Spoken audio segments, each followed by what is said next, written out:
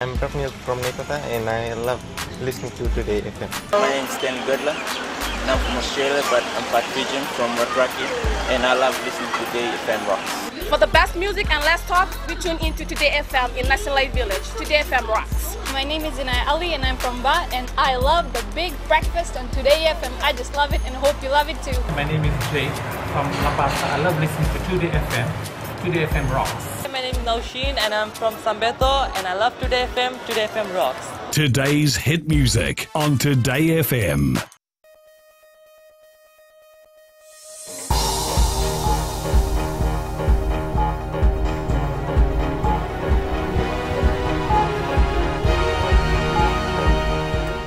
Good evening, I'm Amrita Priyadarshini and this is FBC News.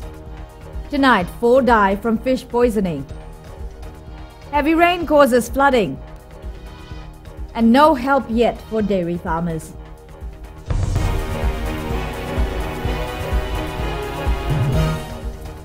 The public is being advised against eating or catching the niva, a fish considered a delicacy in many parts of Fiji. This after 4 people of Somosomo village on Ngau Island died from what is believed to be fish poisoning after they ate the niva. Ali Kimbia reports. In what is believed to be a first, Herclosichthys quadrimaculatus on the niva is poisonous in Fiji. Known as a delicacy over many years, the fish is believed to have been the cause of death for 4 people in Ngau. Everyone was shocked because the niva was never poisonous in the past. They had it for lunch, and after a while, some dogs that also ate it died. Shortly after, people started calling for help. That's when we knew the fish was poisoned. Sangaleka says everyone who ate the fish were then taken to the Ngarani hospital. While we were preparing to take a man to the hospital, others started asking for help, so we decided to take everyone who had eaten the niva. One of them died along the way.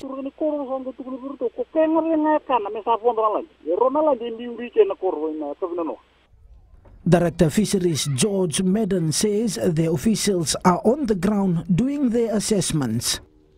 To us, the islands, we usually harvest, and we know which, like the yellow-tailed ones and the niva, the yellow-tailed ones, those are the poisonous ones. And we don't consume this unless we only consume this species here, the sara. Sangaleka says the other 8 people who ate the niva are also showing symptoms of fish poisoning. He claims there were no doctors at Tingarani Hospital when they took the 4 villagers for checkup. FBC News has sent questions to the Ministry of Health on the services provided at Tingarani Hospital and why there was no doctor available. Ali Kimbia, FBC News. The Nasinu Town Council will meet with relevant stakeholders tomorrow to find ways of addressing flooding in the Nandawa area. According to the council, the rise in water level that resulted from the heavy downpour this afternoon is something new to them and needs to be addressed as soon as possible. Savara Tambua has more. Residents living in the Nandawa area have raised their concern over the poor drainage system, which is believed a contributing factor to flooding in the area. Most of them say this is not the first time and nothing has been done so far by the Nasinu Town Council.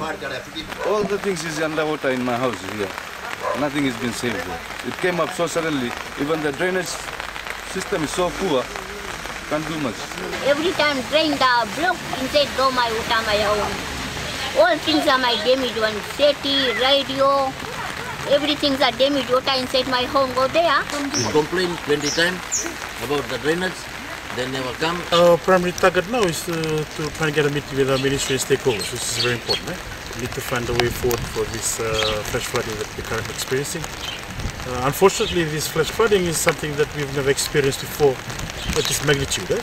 Nandawa is well known for other developments currently ongoing. According to Avalana Vanua, flooding can be expected during the preliminary stage of any construction work. When we do have these problems, it is first our responsibility to look at our drainage and how best we can address our side, and we'll work with the developer to find a way forward. 7 houses were flooded during the heavy downpour this afternoon at Nandawa in Nasinu. Sabera Tambua, FBC News. Some dairy farmers in Vunindawa, Neta, Syria, hoping that assistance from the Agriculture Ministry will come through this time as they struggle to recover from the TD04F flooding. They claim they did not receive any assistance from the ministry in the aftermath of Tropical Cyclone Winston. Roland Koroy reports. Dairy farms in the Central Division were not spared during the onslaught of Tropical Depression 04F. In fact, some claim the damage caused by the depression 3 weeks ago is far worse than that of TC Winston. This damage compared to Cyclone Winston is not less, it is sort of same or even more because of the flooding water which stayed for quite some time. Taitong Gangangone is a dairy farmer from Waindrathia in Vunindawa. His story mirrors that of other farmers in the area. A few days after the flood, the milk we took to the chilling center was rejected. This was the very first time this happened to us, and it was because of the bacteria brought by the floods. Floodwaters took time to recede, forcing cattle to look elsewhere for food. Our cattle are facing a really big problem right now. All the grass has been damaged by the floods, and because of that, the cattle break fence and look elsewhere. A statement from the Agriculture Ministry after TD04F said affected farmers would be assisted with feed and medication for livestock. We have not received any assistance from the government since TC Winston until now. We are still waiting. During Winston, the first people to go for help were lucky. For those of us that were late, we didn't get anything. So, dairy farmers here at Vunindawa claim they have not received any form of assistance even since the aftermath of Tropical Cyclone Winston. And with almost 3 weeks after the recent floodings and still no help, farmers are starting to lose faith in the promises by the Agriculture Ministry. Roland Koroy, FBC News.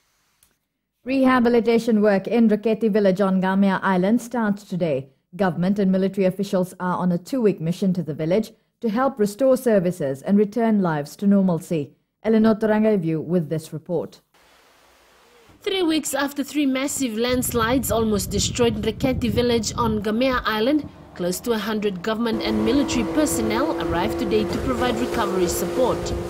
We tried to get all the agencies that are needed in Gamea Island at the moment. So we're looking at 70 altogether. It will take them 2 weeks from now until the 18th of January to try and complete the work in Gamea Island. Led by the National Disaster Management Office, the multi-agency team left Suva on board the MV Rongovoka on Tuesday night and arrived in Savu Savu yesterday afternoon to load about 10 water tanks and other necessary equipment needed for the rehabilitation work.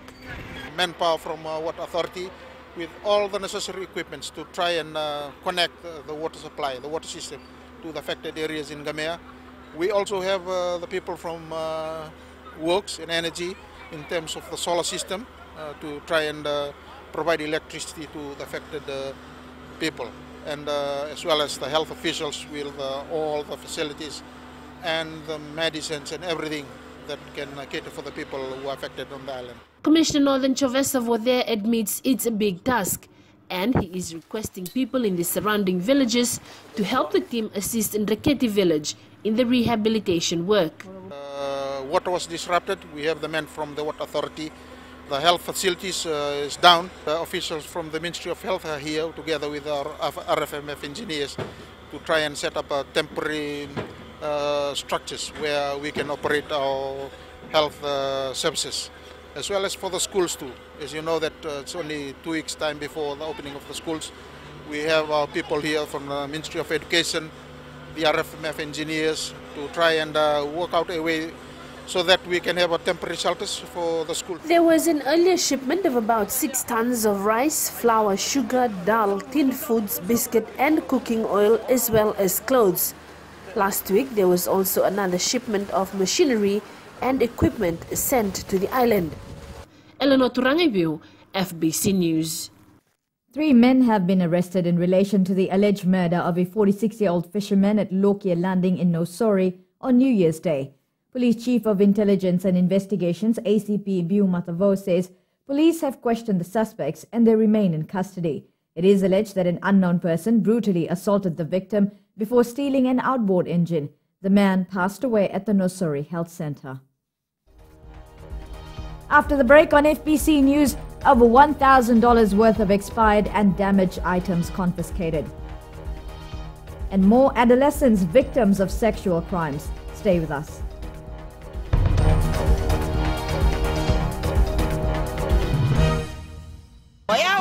Salabuki may nakaulebu na kaya lebu au saborong tunga en radio Fiji 1 nando may biti na po ang ganbiyan yato. Ebi nakabayaw radio Fiji 1 nando may biti na po ang ganbiyan na evangoliti ay rakirak.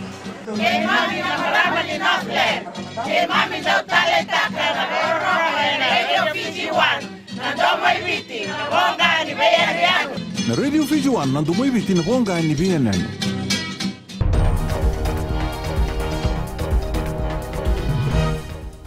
Welcome back.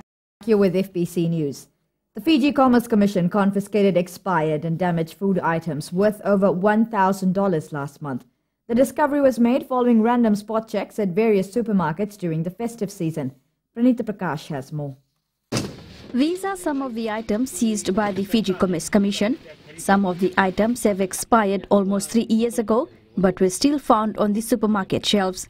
For some products, the labels have completely gone or they've been damaged. The bottles are quite dirty. You can see the dirt on it.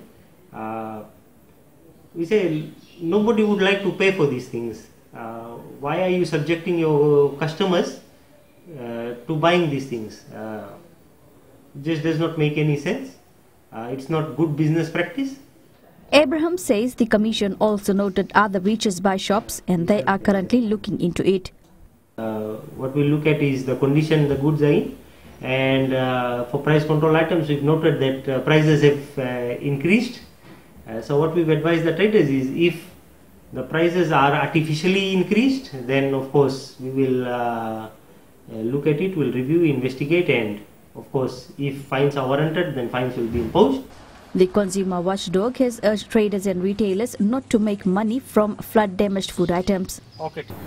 We do understand that the traders have suffered losses due to the recent flooding. However, we believe that it is unethical for them to transfer the cost to the consumers. These are the consumers who have already suffered due to the flooding. So the traders must refrain from selling any damaged products to the vulnerable consumers. Both organizations will continue its inspection in all the divisions. Consumers have also been urged to be wary and not to get carried away with low prices on food items.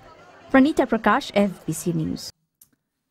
A 30-year-old man alleged to have raped a 19-year-old girl in Turek in November refused to answer any questions in the Suva Magistrates Court this afternoon.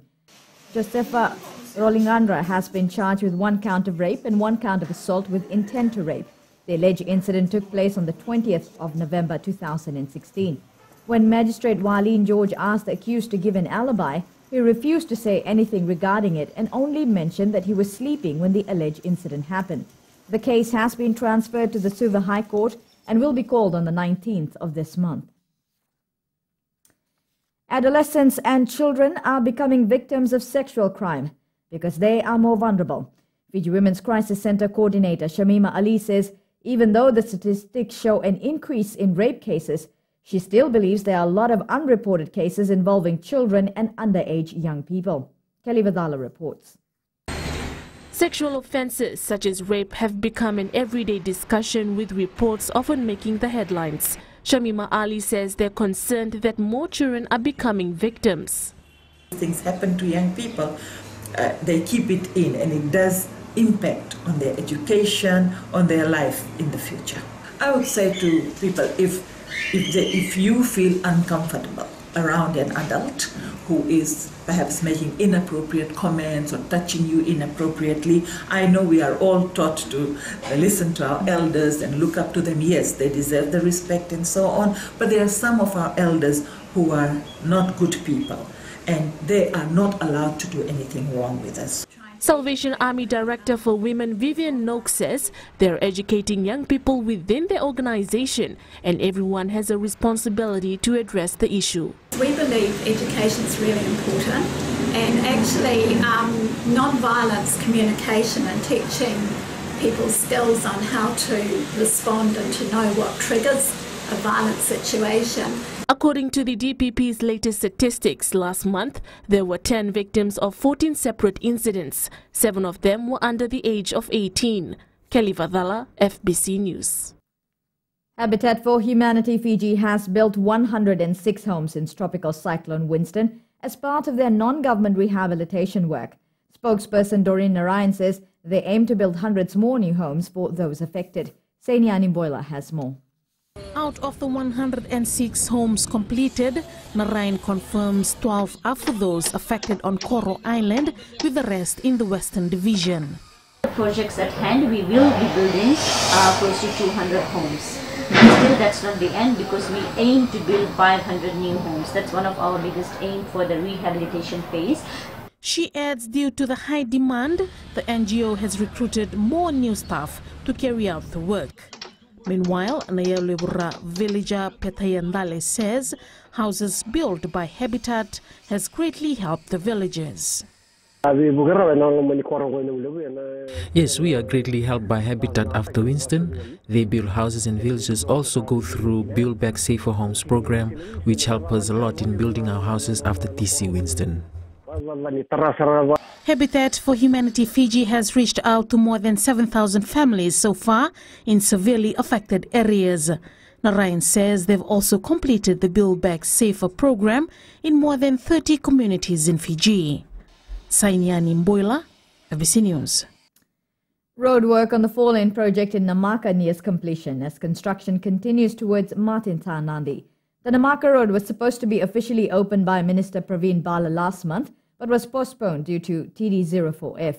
The Fiji Roads Authority contracted Higgins Fiji to carry out the work. The additional lanes and much-needed bus shelters will allow for easier access and more traffic flow. The new lanes will also help accommodate more parking and ease the traffic congestion in Namaka. Well, sports is up next, and today we have Rohit with the latest. Good evening. Up ahead in sports, not many changes expected in Fiji Sevens playing structure. A new academy launched in Lami. This and more coming up.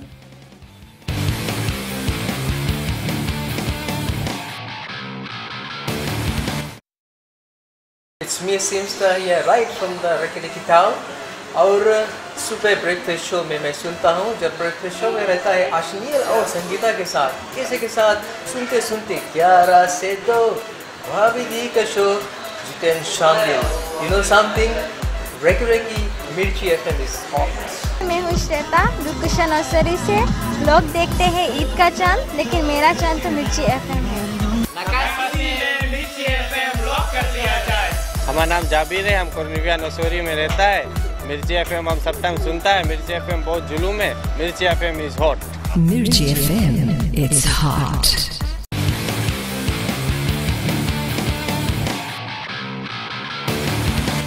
New Vodafone Fiji Sevens coach Gareth Beba is not expected to make a lot of changes in the structure of his team's play. While time is an issue with only 3 weeks until the Wellington Sevens, Beba is working on what the Fijians are good at on the field. After a fruitful session with his new team, Fiji Sevens coach Gareth Beba knows what he's got up his sleeves. I think my plan is to concentrate on what we're good at. Fijian teams are feared around the world, always have been, and although other teams will have their performance indicators and levels they want to play at, if we play to the best of our ability, it'll be very hard for those teams to beat us. Beba says Fiji lost in the last 2 tournaments as they were under immense pressure, but he is working on fixing that. Trying to put them under pressure in the session so they get used to being and performing at that level was good. The former Welsh rugby footballer is slowly building a relationship with the players. It's a team for a reason, and obviously the dynamic that they have as a group and what gets us victories will be based on everybody's input, not just obviously senior players and mine. Beba has not confirmed as to when he will be reducing the numbers in the squad. The Wellington Sevens kicks off on the 28th of this month, with Fiji playing its opening match against Australia at 10:46 a.m. The competition between Vodafone Fiji residents players is getting tougher as they eye a spot in the Fiji Mbati team for this October's Rugby League World Cup in Australia. As Melita Vanga reports, the local boys have been up to par with their off-season training and are aware of the competition from overseas-based players. These players knows that finding a spot in the Fiji Mbati squad is not an easy job. Good year for us as Fiji residents because we had a good outcome in the test match that we played. We lost only one game against the NRL affiliated states. It was a good outcome since there were plenty young players. Originally from Waikete Televu, the 24-year-old says the last season has been good, but personally he has a lot to do. The boys have put in mind what the battle is. Come the battle of the Mbati, since there are plenty Fijian in the NRL. So it is a big task for us, local players. All of the boys are aiming for the spot in the Mbati team for the World Cup. 28-year-old Elisamani Wanganiwawa Langi, who played in the last World Cup, is hoping for a better outing this year. It's been a long time since I've been off the Mbati team.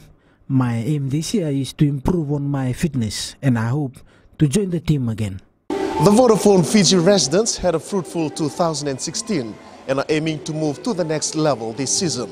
Not all the players will make the final cut, but they're going an extra mile to impress the selectors. Melita Vanga, FBC Sports. Former Flying Fijians Rep Seremai Ambai launched his rugby academy this afternoon. Bai says the academy will focus on recruiting young female and male players and uplifting their rugby skills. It will not only teach sports but also will be involved in educating the players. Bai is personally funding the academy and is encouraging young people to take advantage of it. My vision, I want to build a building for it, and I want a ground that's it's got a high performance center where they can come and learn rather than go overseas. Where all the talents from around Fiji, they can come in and learn and try and train. Tanji boys were presented with their trophy today after retaining the Vodafone Suva Zone futsal title for a second time in a row. The team received the trophy and $1,500 for the win, while Northwest United won the Nasinu Zone. There are plans to disperse the competition in other divisions of the country this year. This year, we'd like to start off with Women's League as well for futsal, and for the girls and the boys league as well to start off. But we can't do this unless we need the support of everyone who are interested to start off with this futsal. Serena Williams has crashed out of the Auckland Classic Tennis Tournament after fellow American Madison Brangle pulled an upset win in the second round contest. It came after older Williams' sister Venus had to pull out of Auckland with an arm injury. And finally tonight, the Tottenham Hotspur's football side beat leaders Chelsea 2-0 in the English Premier League competition today. In another interesting encounter yesterday, Arsenal, for the first time in the competition, came from 3 goals down to rescue a point at Bournemouth. And that's it from the sports desk today. It's back to Amrita for business.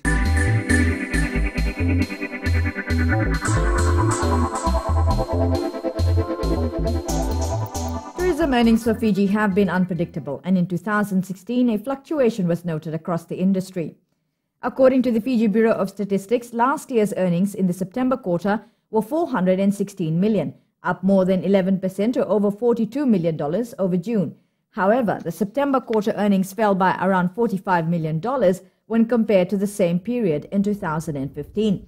Minister for Tourism Fayaz Koya says despite being hit by Tropical Cyclone Winston, the industry showed positive results. Pretty much on target with respect to the numbers that we're trying to reach by 2020, barring any major issues that come before us.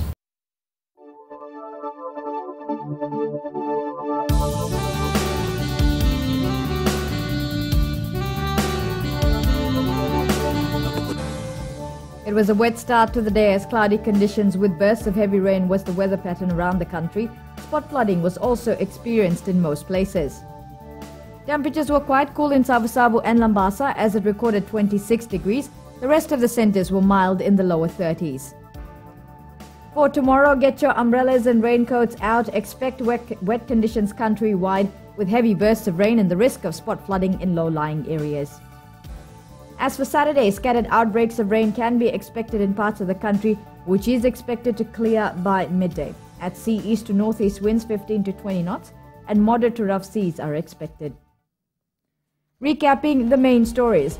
The public is being advised against eating or catching the Niva after 4 people died of poisoning on Gao Island. Heavy rain causes flash flooding in Nandawa, Nasinu. And dairy farmers in Murindawa, Netasiri are still waiting for assistance as they struggle to recover from the TD04F flooding. For these stories and others, tune in daily to our sister radio station, Gold FM. Now to the poll question.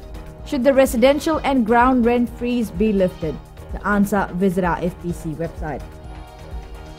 You can also send us newsworthy pictures and videos on email, citizenseyes@fpc.com.fj, or share it with us via our Facebook page, FPC News. And if you're on Twitter, follow and tweet us those news tips at FPC News or simply #FPC News. Until next time, good night.